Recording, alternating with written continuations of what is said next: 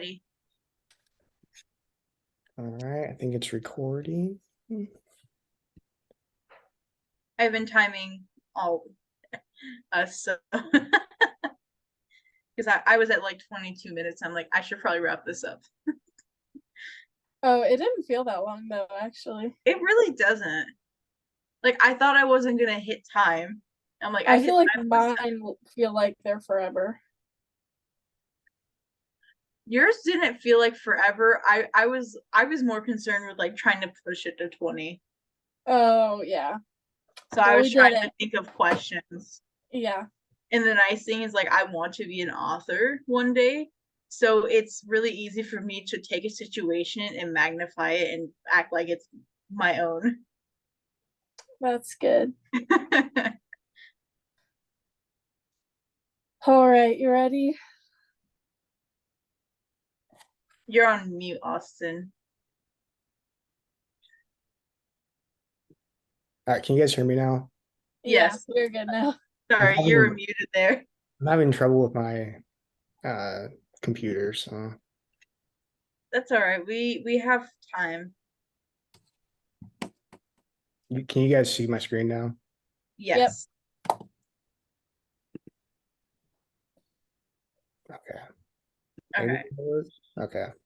Are you recording your Yeah. Oh It's my Okay. gosh, there's the Bill video. I yeah. remember seeing that in social studies myself. Okay. Welcome back, class. We just finished up our Congress talks about how congressmen and House representatives get elected. So now we're going to move on to bills and laws. So you see a little cute picture there. I want to ask, does anybody know how bills get sent to be voted on?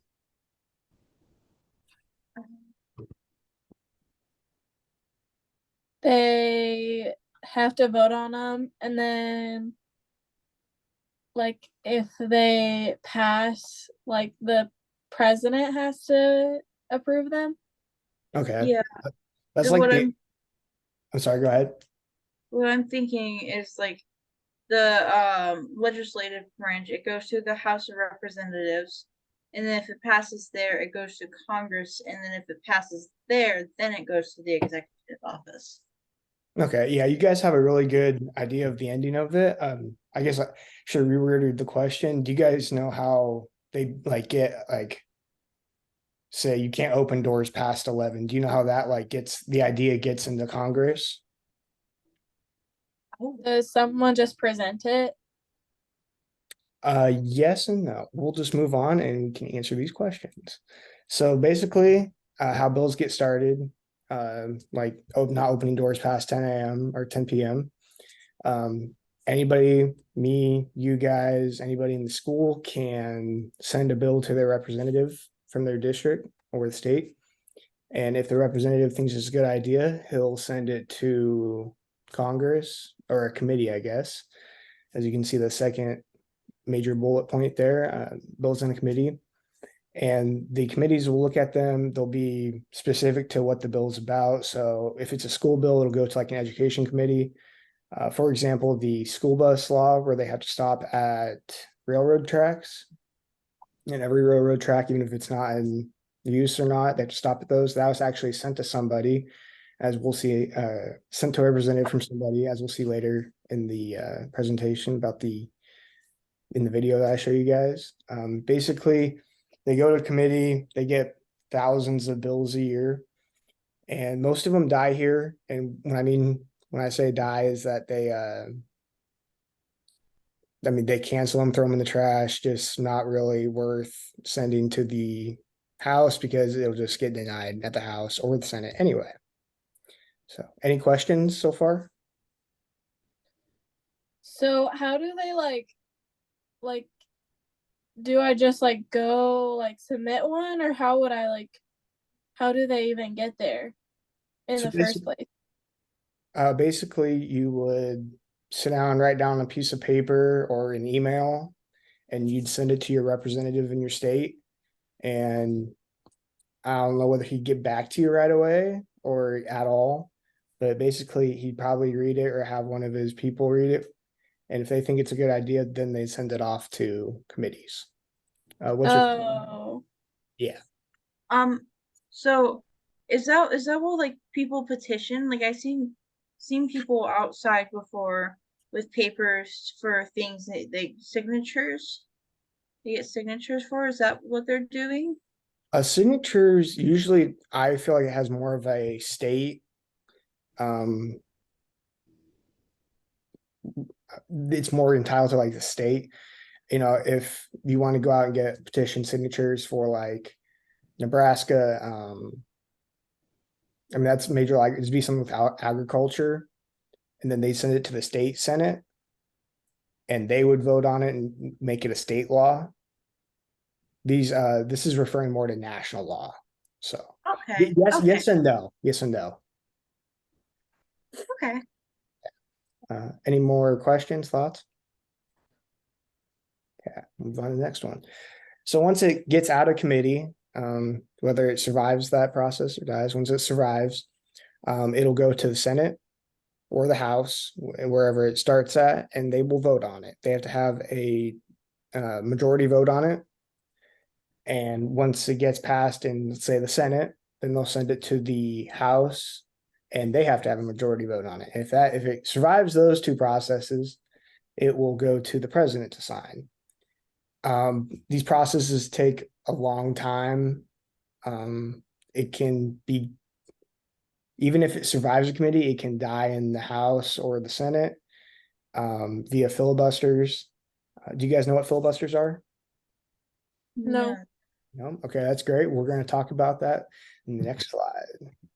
So filibuster is basically when a member of the Senate or the House goes up to talk about the bill and they just want to drag it out so people want to vote no on the bill. Basically, they'll stand up there for a while and talk about anything and everything besides the bill sometimes. A filibuster can last however long the person talking can talk without, using the bathroom or, taking major breaks, I would say. It can be stopped by the Senate or the House, whichever one it's happening in, by a 2/3 majority vote, which means basically they'll stop them from talking and have a vote on the bill. Do you guys know what the longest filibuster is in history? I do think I've heard of it before now that you say it. Wasn't it like a week or something like that? No, it wasn't quite that long. 48 hours? You're getting closer, still less. A whole day. 30. What was that? A whole day? Yes. 24? Yes, it was a whole day. On the next slide, I'll show you exactly how long was it. Do you guys know who did it? Who did it the whole day? Was it somebody named Filibuster? No, it was not. All right, we'll move on. It was Strom Thurmond. He spoke for 24 hours and 18 minutes. Oh my goodness. Yeah, he never used the bathroom. I mean, I think he had a drink of water maybe. During this filibuster, he read the Declaration of Independence, the Bill of Rights, many other things to fill time. So basically, for most of the filibuster, he didn't even talk about the bill. He was just up there rambling on. And I mean, Why do they allow this? as long as you can talk, you can talk about anything and whatever. I mean, we even had one person read Green Eggs and Ham from Dr. Seuss. He was actually back on the last slide. Person on the bottom right corner is Ted Cruz.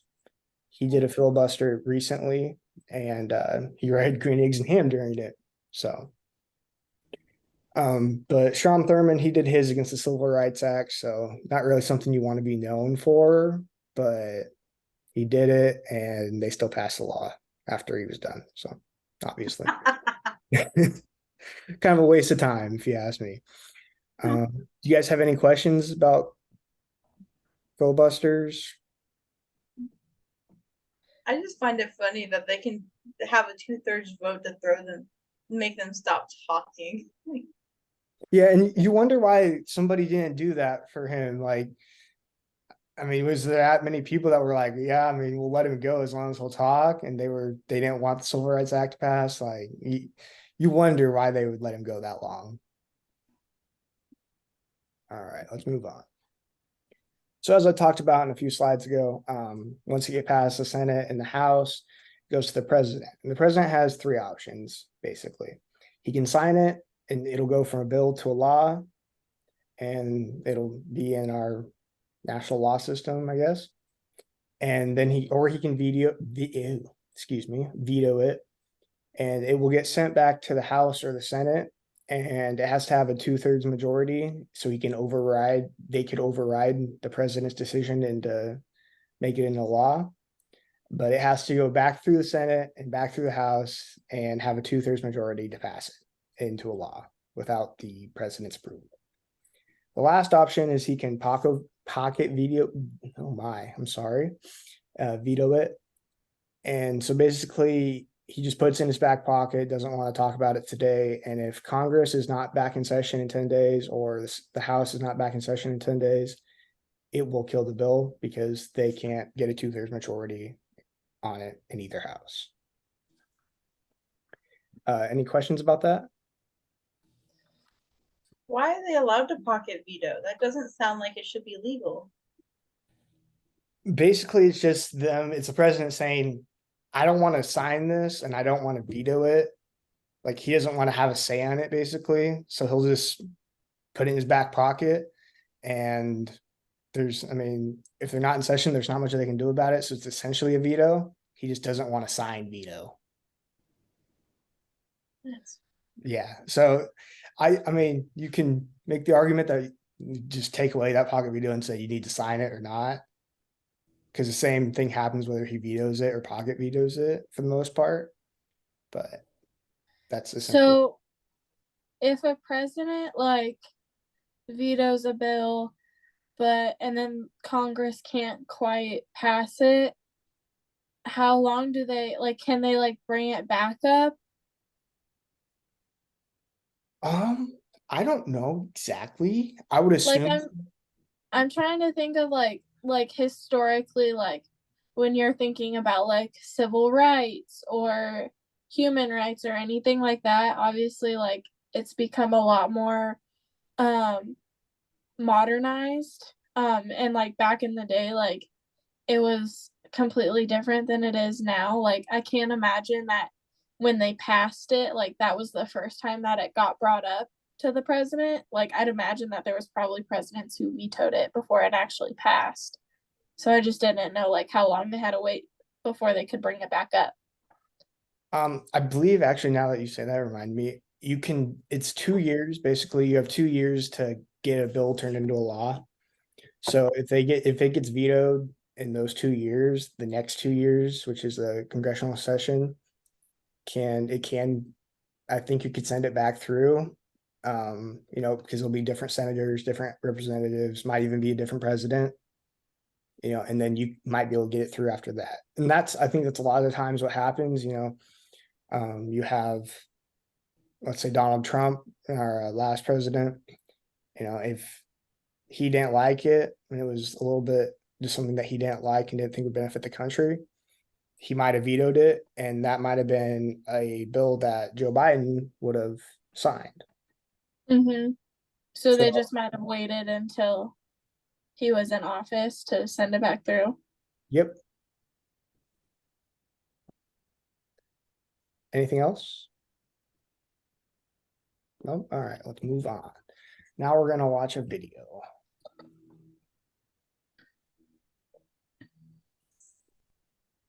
Can you guys hear that? At last, an Yeah. election Yeah. made to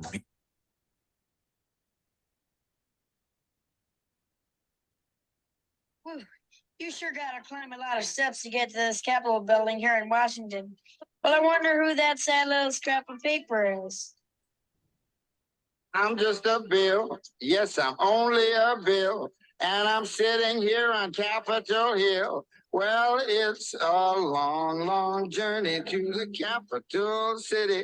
It's a long, long wait while I'm sitting in committee, but I know I'll be a law someday. At least I hope and pray that I will. But today I am still just a bill. Gee, Bill, you certainly have a lot of patience and courage. Well, I got this far. When I started, I wasn't even a bill. I was just an idea. Some folks back home decided they wanted a law passed, so they called their local congressman and said, "You're right, there ought to be a law." And he sat down and wrote me out and introduced me to Congress, and I became a bill. And I'll remain a bill until they decide to make me a law. So that's what we talked about in the first few slides, is that anybody can make a bill and they send it to their representative. And then if he thinks it's a good idea, like the school buses that was showed in the video and I talked about, we'll send it off to committee. I'm just a bill. Yes, I'm only a bill. And I got as far as Capitol Hill. Well, now I'm stuck in committee and I'll sit here and wait while a few key congressmen discuss and debate whether they should let me be a law. I hope and pray that they will. But today I am still just a bill.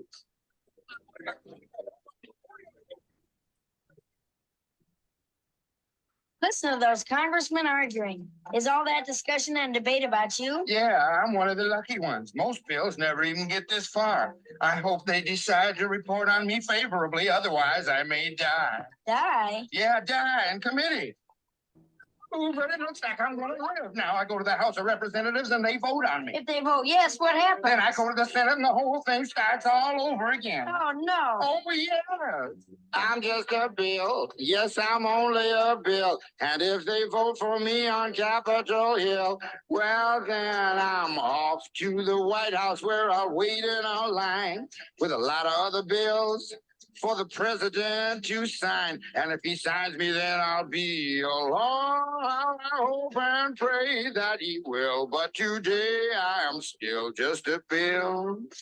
You mean even if the whole Congress says you should be a law, the president can still say no? Yes, that's called a veto. If the president vetoes me, I have to go back to Congress and they vote on me again. And by that time, you're sold. By that time, it's very unlikely that you become a law. It's not easy to become a law, is it? No, but how I hope and pray that I will. But today I am still just a bill. He signed your bill. Now you're a law. Oh, yeah. So as you can see in that video, he's talking about how a lot of excuse me, give me 1 second. How a lot of bills die in committee, and that a lot of them don't even make it to the Congress House, and then they have to go the whole runaround. And basically, by the time if the president has vetoed it, it will it's too old and nobody cares anymore. So, all right. Anybody have any questions about the video? No? All right. And we're going to look at this website. We should have done this before. Basically, this is just overlook at all the enacted legislation, all the bills, the ones that got voted on, passed, failed, the ones that were vetoed. And these are some of the more recent years of legislation. So you can see over here, this is the total amount of bills that were sent in to the Congress or the House. You can see it varies from year to year. You know, we had 10,000 in January 2023. And the last Congress session, they had 17,000. The one before that was 16, 13, 12. The more you scroll down here, you know, in 1973 to 74, there was 26,000 bills introduced. So then there's a variation of how many pass and fail legislation. Any questions about this? What does failed legislation mean? Let's scroll down here. Bills and resolutions that failed to vote on passage and are dead or failed a significant vote, such as passage under supervision or resolving differences. So basically, if they're arguing about it and one side said, if you change this about the bill, we'll pass it. And the other side said, well, we can change that, but we need to change this then. And they said, well, that's going to be a deal breaker. Basically, they just failed to work out the differences between them. Okay.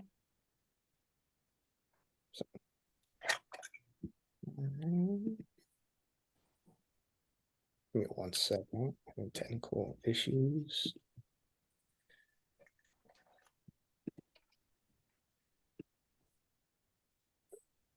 So I have some questions for you guys. You guys can take a look at this and we can think about it for a minute or 30 seconds or so. And I'll just ask you guys and get a good definition and talk about it.